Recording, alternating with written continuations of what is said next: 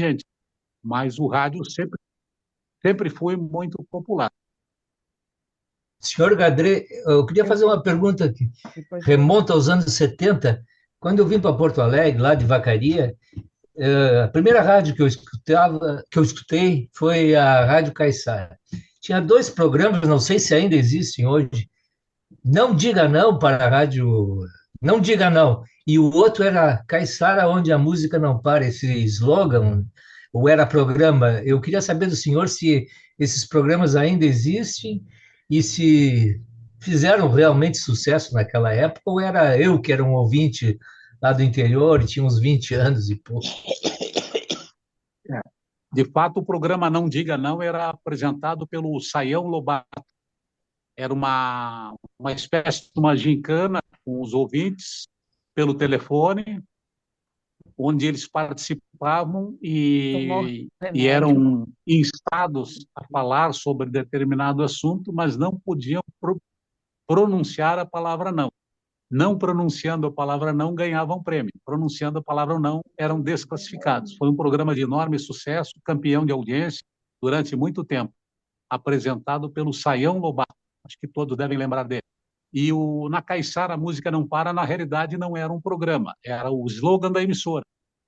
Ela rodava músicas em dose dupla, duas músicas, uma após a outra, e o locutor dizia: na Caiçara, a música não para, entre uma música e outra. Então, esse slogan ficou muito forte e até hoje, quando se fala em Rádio Caiçara, todas as pessoas, até as que não a ouviam muito, não esquecem desse slogan.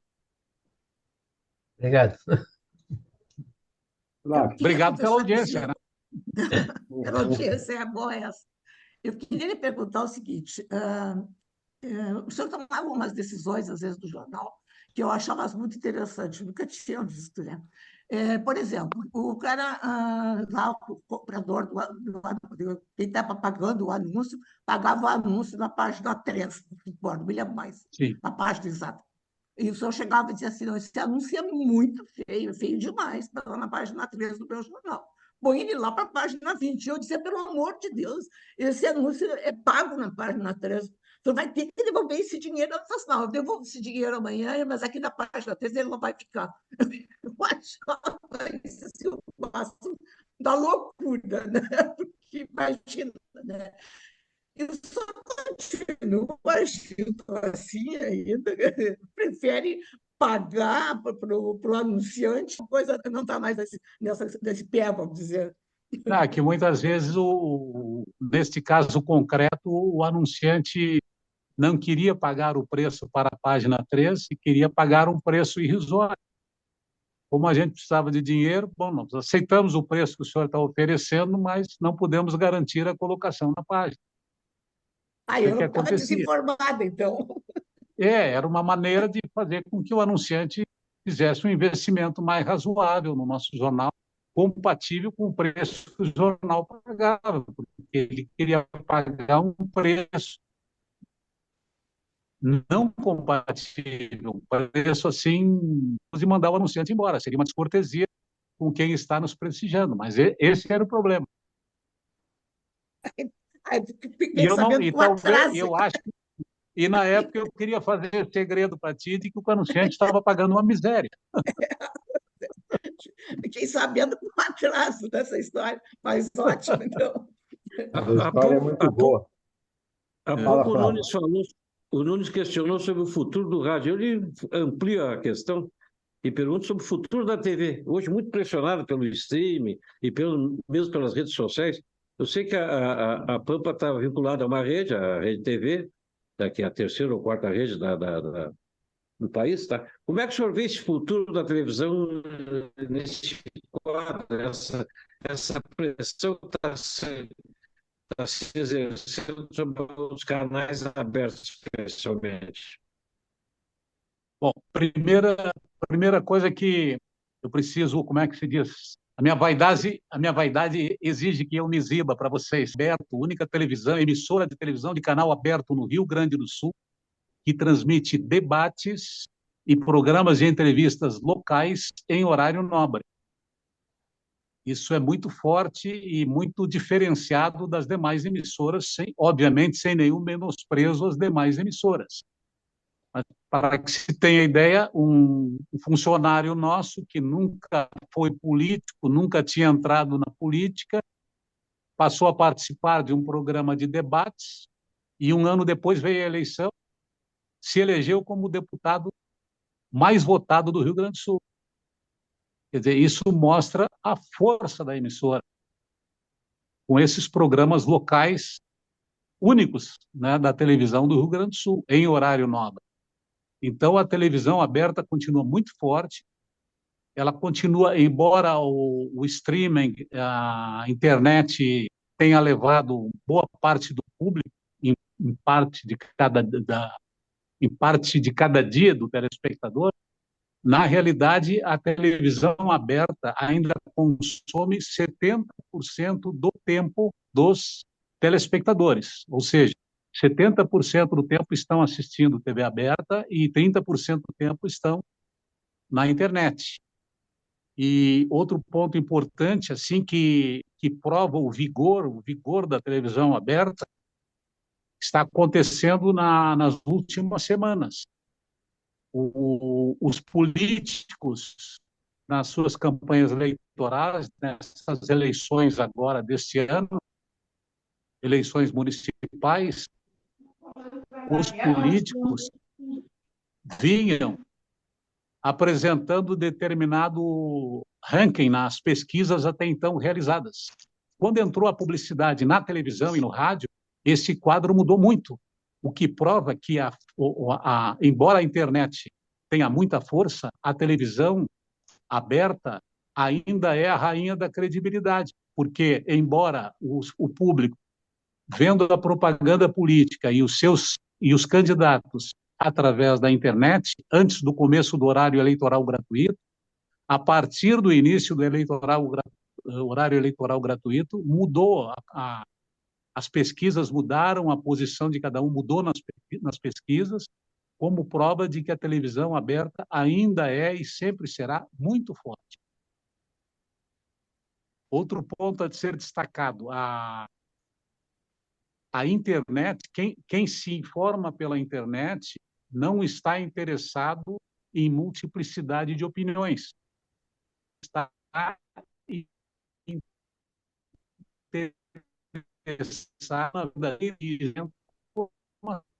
interessado em alguém que seja na internet falando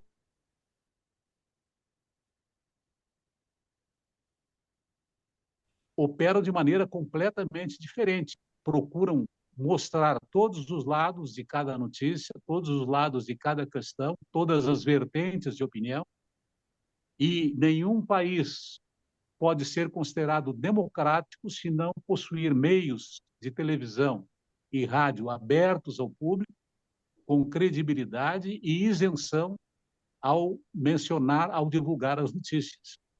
Então, o tipo de notícia como é dado na internet, ele é um tipo de notícia para determinada vertente de opinião. Não é como o rádio e a televisão tradicionais, que se preocupam em mostrar todos os lados de toda e qualquer questão. Vamos explicar melhor isso, Gabriel. Como é que Deixa eu fazer uma questão da pergunta. vertente, só um pouquinho, Helene, essa questão da vertente para um determinado tipo de público e não da televisão, do rádio e do jornal? De uma maneira geral, na internet, as pessoas com convicções mais à direita procuram comunicadores que vão dizer aquilo que os agrade. Da mesma forma, as pessoas com convicções mais à esquerda vão procurar influencers que os agradem. Então, os meios de comunicação tradicionais, eles não têm esta vulnerabilidade, esse vício, porque eles têm um compromisso muito maior com o público no sentido da divulgação da verdade, de mostrar todos os lados de cada questão, não serem comprometidos com esta ou aquela facção política, com esta ou aquela, com este ou com aquele candidato. Então, isso é muito importante e é um último bastião na defesa da democracia, porque fora disso, a internet no mundo inteiro tem sido cruel nesse sentido aí da preservação da democracia e de meios de comunicação isentos e a serviço da verdade e da notícia correta e verdadeira. Perfeito. Aproveitando essa deixa do senhor sobre democracia, por que que os principais programas de debate, como o senhor se referiu, são tão à direita? E desde sempre, desde a época antes mesmo do Bolsonaro, eles eram depois claramente a favor do Bolsonaro, normalmente fizeram uma campanha contra vacinas. Por que isso? Na realidade, nós sentimos, na prática, uma diminuição de interesse de comunicadores da esquerda em participação de programas. Nós, na nossa emissora, a gente procura dar um equilíbrio no sentido de atender a todas as correntes de opinião. Não nos interessa comprometimento com esta candidatura ou com aquela outra, comprometimento com esta linha de orientação política ou com aquela outra. Agora, a verdade é que mais pessoas de direita se expõem do que pessoas de esquerda. Não sei se é uma situação, uma circunstância temporária ou o que está acontecendo. Mas eu entendo que os meios de comunicação, e não só os nossos, mas das emissoras concorrentes, eles se preocupam muito com o ponto e com o contraponto. Isso é vital até para a sobrevivência da empresa. Mesma coisa a nossa Rádio Grenal, né? Se eu sou colorado, não tem sentido eu encher a Rádio Grenal de colorados e não deixar nenhum gremista falando nós. Então, na mesma coisa na democracia, nós temos que abrigar a todas as correntes, transmitir a notícia, se precisar de contraponto com contraponto, transmitir sempre de uma forma a mais neutra possível, até porque não só isso é um dever do meio de comunicação, como também é um rumo para o atingimento da credibilidade. Voltando ao assunto, eu não acredito que os dois programas transmitam credibilidade para um público maior que não seja aquele bem à direita.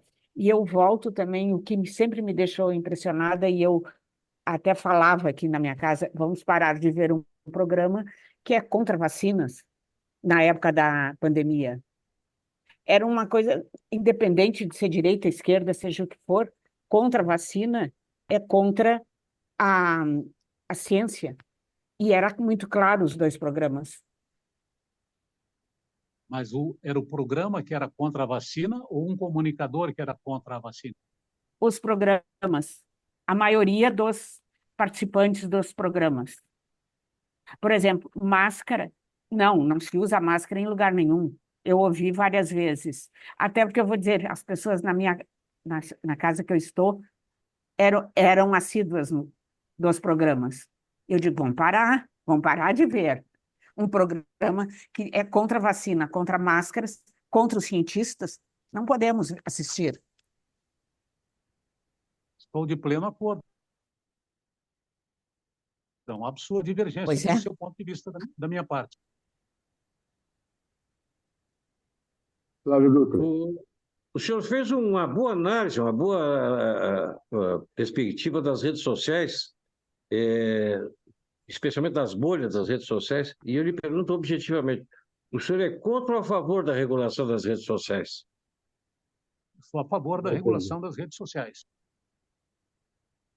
Porque hoje as redes sociais elas são tendenciosas. Me permitiria ler aqui uma frase de um autor aqui nesse momento. Ó, a internet... Não é o nome do autor? Desculpe. O nome do autor, Gabriel? O nome do autor é Nicolau... Daqui a pouco eu dou o nome do autor. Espera aí que eu vou procurar aqui na minha gaveta. Eu pensei que você tivesse pronunciado o nome dele, por isso que eu pedi para repetir. Mas tudo bem, vamos em frente.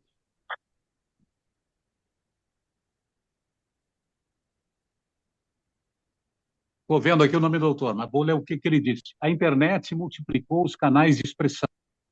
Todos podem escrever, publicar ou comentar o que quiserem. No entanto, nenhum site expressa a pluralidade de perspectivas e opiniões que os jornais trazem diariamente. Com a polarização existente na sociedade, há uma cultura de desprezo por tudo aquilo que confronta ideias, convicções e sensibilidades pessoais. Estou aqui vendo o nome do autor. É aquele problema que se identificou nas redes, né? Que, em geral, as pessoas atuam dentro das suas bolhas de informação. Sim. E aí elas querem ouvir e ler e dialogar sobre aquelas coisas nas quais elas acreditam e nas quais elas confiam plenamente, mesmo que, eventualmente, seja totalmente distorcido em relação à verdade dos fatos. Mas são as bolhas de internet. Uma outra frase marcante aqui, ó. Não existe nação que se desenvolva sem meios de comunicação sérios, relevantes, plurais e responsáveis. Aqui é o Júlio Viziac. Uhum. Não se pode aceitar que, sob o manto do sagrado direito à liberdade de expressão, cometam-se crimes ou mesmo se defenda um direito absoluto de disseminação irrestrita de informações falsas nas redes sociais. Muitos influenciadores da internet confundem liberdade de expressão com direito irrestrito de se expressar. Aqui o outro, Carl Sagan, astrofísico americano. Embora sejam inegáveis os benefícios que a internet trouxe para a sociedade, há um alerta sobre uma espécie de celebração da ignorância. Um dos mecanismos para fugir do perigo da informação duvidosa é a mídia tradicional. Jornais, revistas, rádio e emissoras de televisão se convertem agora numa salvaguarda contra os riscos que a indústria das fake news nos acomete. Esse aqui é o Edson Benson, escreveu isso no jornal O Sul. O outro aqui é Igor Puga. Ele disse: o mercado se perdeu. Acabou transformando um fenômeno que existe, redes sociais, que é latente, em algo mais importante do que deveria ser. Do mesmo jeito que o fenômeno é impactante, ele é completamente volátil. É muito bom. Na Nicolau verdade, da Rosa Cavalcante. O primeiro, aquele que eu citei, é Nicolau da Rosa Cavalcante. Escreve no estado de São Paulo.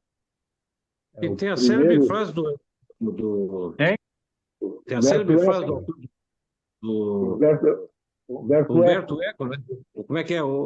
A internet transformou o idiota da aldeia na grande fonte, né? Uma pessoa muito importante, né? Exatamente. Aquele Lênin Streck dizia: a internet é o reino dos ignorantes.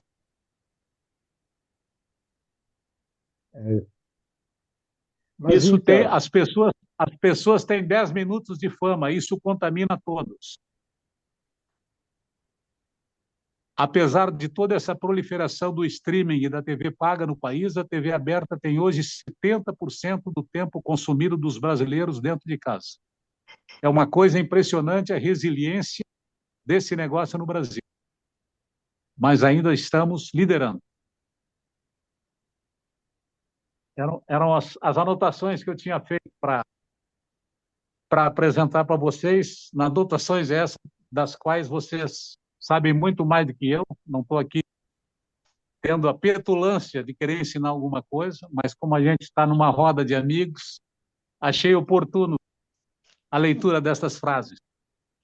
que é isso, Gabriel. Tens muito, muito, muito, muito para falar. Agora, então, nos diga, já que estamos nas redes, como é que tem sido a experiência do O Sul deixar de ser um jornal impresso para passar a ser um jornal exclusivamente no digital?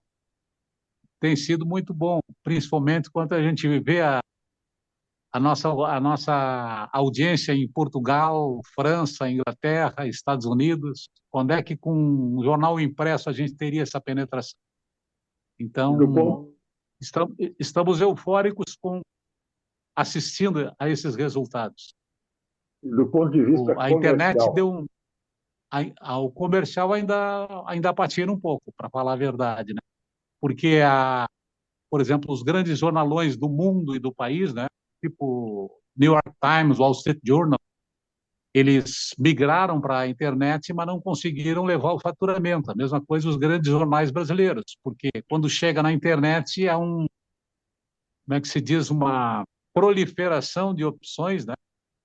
Que não existia no que respeita apenas ao grupo dos jornais impressos. Então, está muito entusiasmante conseguir audiência via internet, online, mas está muito demorado para a gente conseguir um faturamento compatível com esse esforço e compatível com o tempo em que a gente era impresso. Diz que o grande problema, no caso dos jornais especificamente, é que o consumidor foi habituado a receber tudo de graça na internet, quando ela começou a surgir no nosso ambiente, lá no iniciozinho do século. Então, realmente, as pessoas hesitam ou simplesmente se negam a ter que pagar por uma informação. Mas há vários jornais hoje no mundo que já driblaram essa dificuldade. Né? O New York Times é um deles. Ele tem 1 milhão de assinantes, ou coisa do gênero, todos eles no digital, garantindo uma receita segura para a empresa. Verdade. Tenho acompanhado e tenho visto exatamente isso. Basta, a tua imagem fugiu, não sei se tu queria falar quando tu entrou. Aí. Aqui também não, tá. Sou teu leitor também e estou sabendo de tudo isso. Tá bom, muito obrigado. Muito obrigado pelo prestígio. Acompanho sempre. Obrigado. Agora eu tomei a ousadia de falar um pouco sobre a ressurreição do Correio do Povo, com o Renato Ribeiro, lá em 1986, quando ele comprou os direitos de edição do Correio do Povo, que estava fechado há praticamente 2 anos. De alguma forma, não deixou de ser uma revolução ali que ele fez, né? Ao trazer para a competição, para o mercado jornalístico da comunicação no Rio Grande do Sul, um velho novo player, que foi o Correio do Povo. Ao mesmo tempo, dando uma ativada, uma reativada na Rádio Guaíba. Sim, foi um acontecimento importante na história da imprensa do Rio Grande do Sul. Ele mostrou que, embora nunca tivesse operado um jornal, ele era competente o suficiente para implantar um novo modelo que foi um sucesso. Conseguimos sair. Trondoso. Deixa eu já sair agora. Como é que tu entrou? Vamos lá, pessoal. Vamos lá, então. Eu queria fazer uma pergunta, Vieira. Faça. Senhor Gadrei, é o seguinte, o programa das 7 da noite da Pampa virou um verdadeiro festival de recortes, ou da direita ou da esquerda. Eu recebo com frequência alguns recortes. Esse programa da Magda Beatriz, eu gostaria de saber se esse programa é o de maior sucesso da TV local ou é outro, da sua TV, da TV Pampa. São os 2 programas de maior sucesso, é o Pampa Debates, apresentado pelo Paulo Sérgio Pinto, e o Atualidades Pampa, apresentado pela Magda Beatriz. São os 2 programas locais que temos, os únicos na televisão do Rio Grande do Sul em horário nobre. Tem uma enorme audiência e são nossos programas mais importantes. E são os carros-chefes em termos de anúncios, ou não? Sim, também são os carros-chefes em termos de anúncios. Ajudam a pagar as nossas contas. Certo. Obrigado. Obrigado. Bart, sua vez, Bart. Boa noite a todos. Eu Boa noite. Gadrei, com uma informação só que acho um pouco do que a gente estava falando. Como é que se dá o faturamento do Grupo Pampa? Evidentemente, não precisa saber números brutos, mas em termos de percentual, quantos por cento vem da TV, quantos por cento vem das rádios, quantos por cento vem da operação do jornal? Aproximadamente 50% da TV, 30% das rádios e 20% do jornal. E entre as rádios, imagino que a Caiçara seja mais expressiva. Sim, isso aí.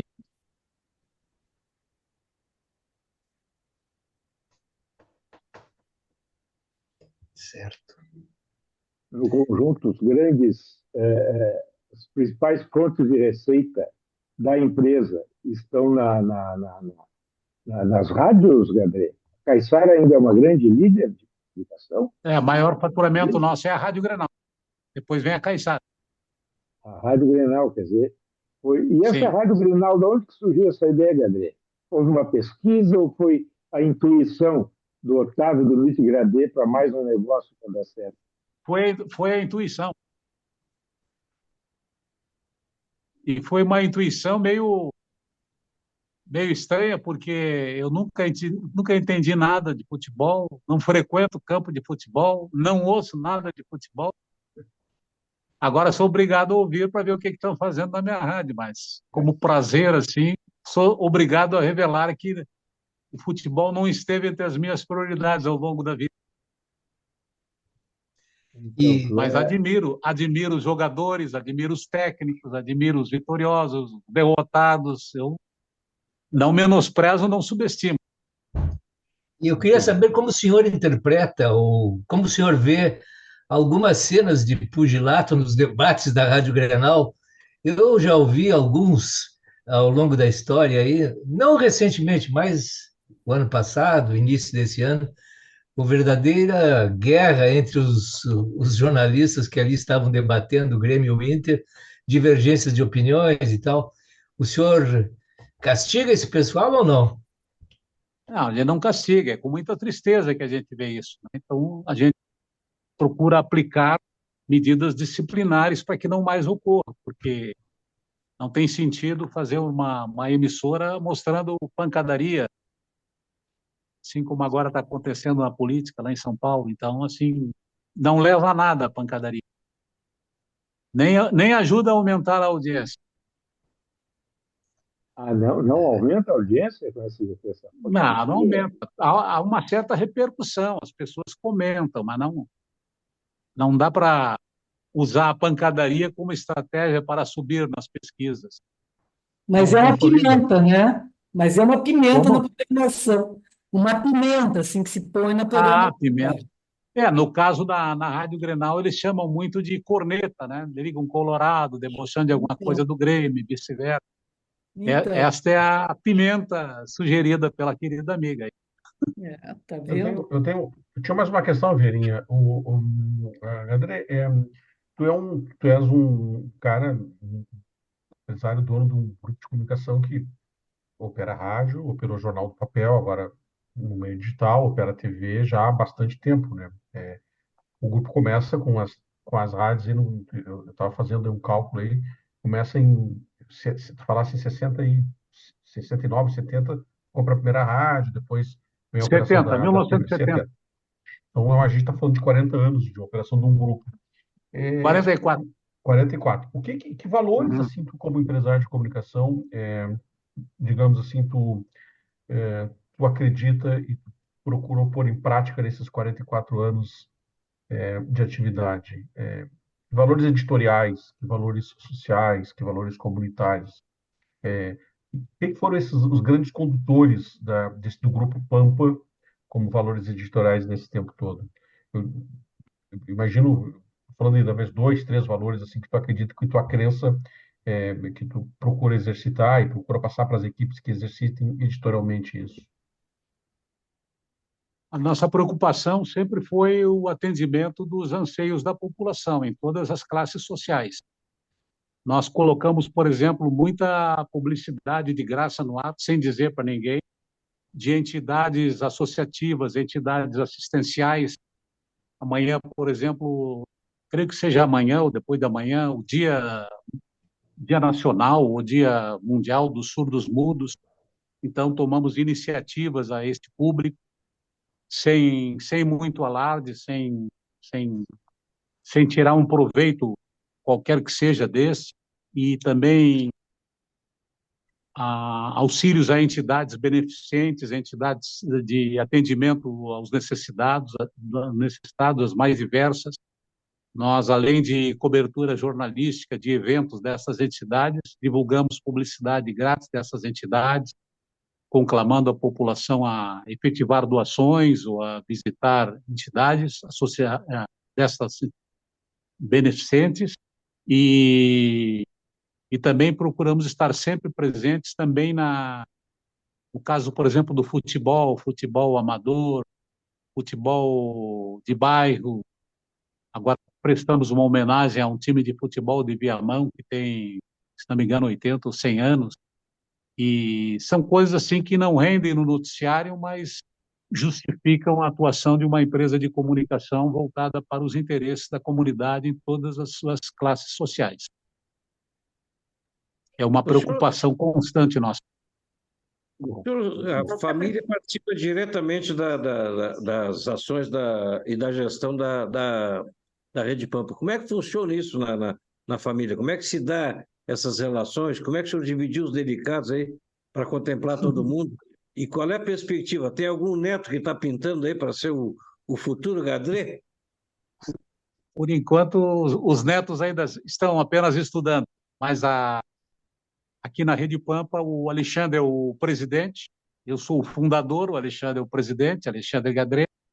O Rafael cuida da área administrativa, Rafael Gadré, e a Cristina Gadré, ela cuida da programação, parte jurídica e parte de desenvolvimento e crescimento da empresa e envolvendo aí, inclusive, as redes sociais.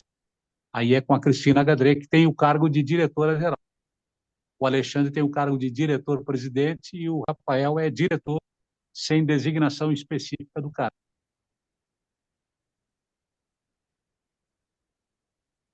O senhor pretende se aposentar logo, deixar na mão deles, ou acha que ainda não está na época de fazer isso? Não, a aposentadoria é só no dia da morte. Mas quando a Quem, gente quem cansa, faz né? o que gosta, quem faz o que gosta está sempre em férias. Eu acho que sim. Mas, às vezes, também tem que pensar, né, no futuro. Ele me perguntar sobre o futuro da rede, né?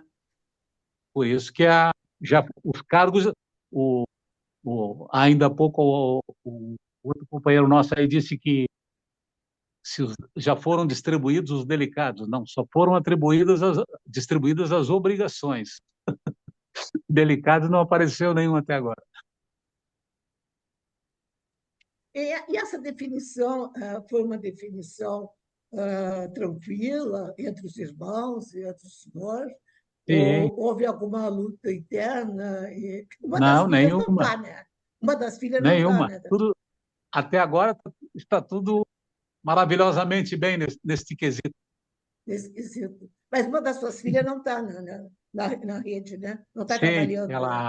Ela teve gêmeos, aí foi cuidar dos gêmeos e agora trabalha, mas trabalha em casa. Ela trabalha home office. Na Rede Pampa também, ela é advogada. Oi, Vera, eu queria fazer uma pergunta. Não, fica à vontade. É o seguinte, o grupo Pampa, ele é de controle estritamente familiar ou ele tem sócios fora da família? Estritamente familiar. Não há sócios fora da família. Não é nenhuma sociedade anônima, é uma companhia limitada. Limitada. Sim, eu queria saber o seguinte, a dimensão atual do grupo Pampa, 600 funcionários, acredito que seja do tamanho do Correio do Povo, da Calda Júnior, em certa época, ali pelo menos ali por volta de 1980. Seria isso mesmo ou não? Confesso ao senhor que não lembro quantos funcionários tinha a Calda Júnior. Acho até que tinha mais. Porque eram 3 jornais, né? Uma emissora de rádio e uma emissora de televisão. Eu acredito que eles tenham tido mais de 1.000 funcionários nos áureos tempos.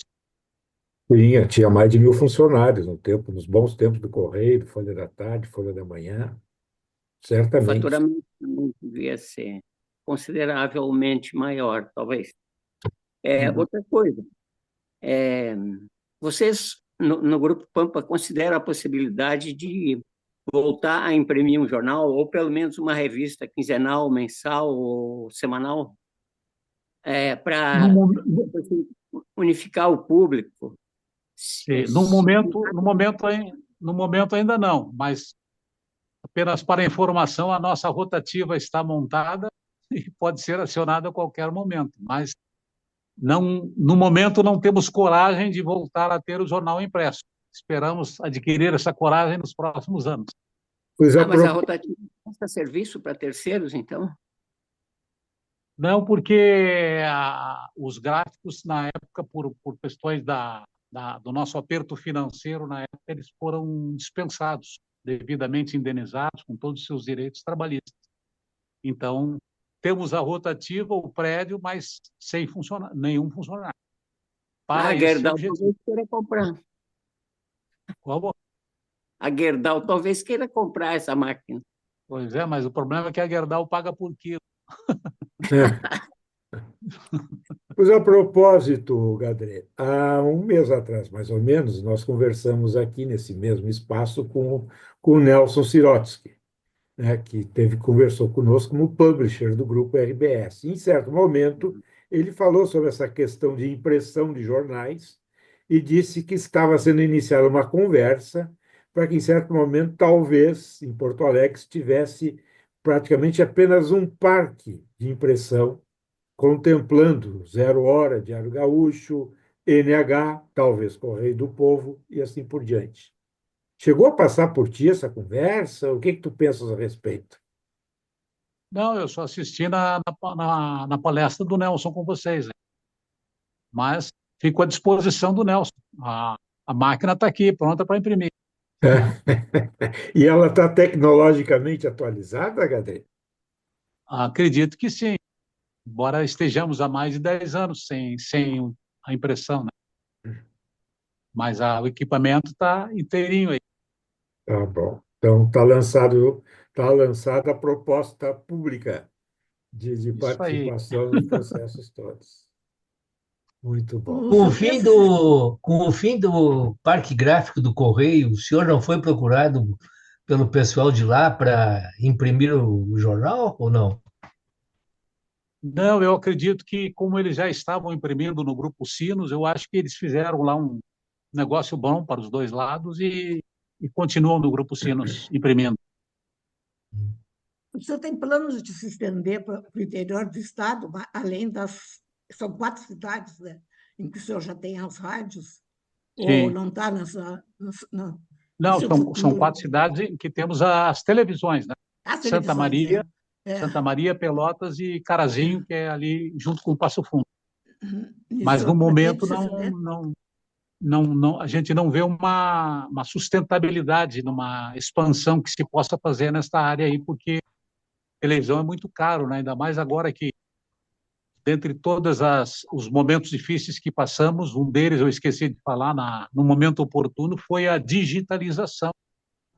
Nós éramos, como todas as emissoras de televisão, funcionavam no sistema analógico e em determinado momento, o Ministério das Comunicações exigiu o funcionamento pelo sistema digital, que provocou investimentos vultosos, alguns dos quais estamos pagando até hoje. Então, é muito caro agora no digital, uma sofisticação muito grande ocorrida no setor, tecnicamente falando, né? Uhum. O senhor pretende ficar com esse tamanho por bastante tempo ainda, então, esse mesmo formato, esse mesmo tamanho, ou aumentar rádio nenhuma, nada? Sim. Não, por enquanto, estamos assim felizes com essa dimensão atual. Tá ótimo, tá dando para pagar, né? É. Tá bom. Como Muito diz um bom. conhecido meu, até aqui tudo bem. Muito bom. Muito bom. Cadré, queremos agradecer muito essa tua grande Muito obrigado. Essa tua simpatia. Muito feliz, muito lisonjeado em ter sido lembrado por vocês. Sinto a Rede Pampa homenageada por vocês. Espero, quando puderem Não precisa vir todo mundo junto, um de cada vez, vem tomar um café comigo. Tá bom. Aí eu mostro tudo, as instalações, tudo. Será um grande prazer. Que bom. Mas a honra foi muito nossa. Obrigado pelo carinho de todos aí. A honra E foi obrigado muito pelas nossa. as perguntas, não foram tão violentas quanto eu temia. Não, como eu te disse, é uma reunião de amigos, um grupo informal de conversa. Foi uma honra muito grande para nós, Gadri, Obrigado, a honra foi minha. se tu abrindo a tua alma, a tua empresa, todos os teus projetos.